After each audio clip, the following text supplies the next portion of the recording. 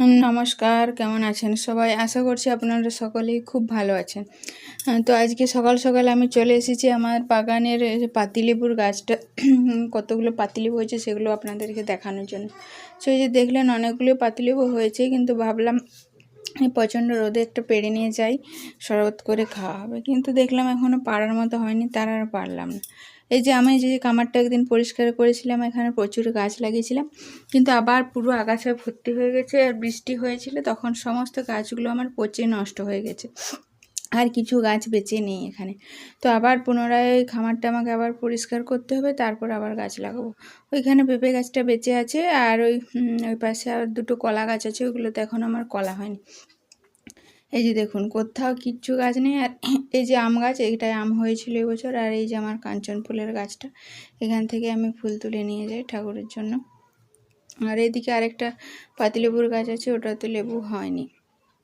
আর এখানটা আমার সিমের গাছ পুঁতেছি, কিন্তু এখনও হয়নি, হবে কি না কে জানে।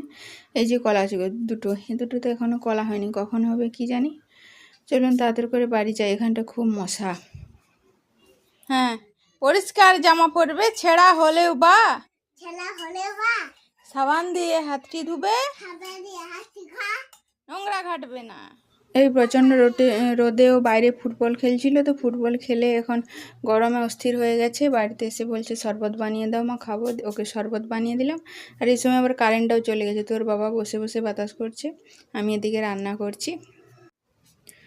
এখন প্রায় দুপুর কটা, 2টো 2:30 এরকম বাজবে। ওর বাবা এখানে দোকানটার কাছে বসে আছে, আর ও ভাত টাত খেয়ে নিয়েছে, দিয়ে এখানে চলে এসেছে বদমাইশি করতে। এই যে একজন পাশের বাড়ির একজন এসছে ওর ঠাকুমার সাথে, ওকে খেলার জন্য ডাকছে, কিন্তু ওর কোনো কারণে ওর মনটা হয়তো খারাপ, তো ও খেলতে চাইছে না। তো ওকে বারবার জোর করে খেলার জন্য বলছে, কিন্তু খেলবে না। আর এই দুপুরবেলায় যে একটু ভাত খেয়ে ঘুমাবে সে না, এখন বক বক শুরু করেছে এখানে। এখন এত বড় রোদে গরমে দুপুরে ঘুমাচ্ছে না, ঘরে সারাদিন এরকম জ্বালাতন করছে, আর সন্ধ্যা হতে হতে ঘুমিয়ে যাচ্ছে। তো বক বক করুক, আমি বাড়ির কাজগুলো সেরে নিই। ভিডিওটা যে এই পর্যন্ত শেষ করলাম।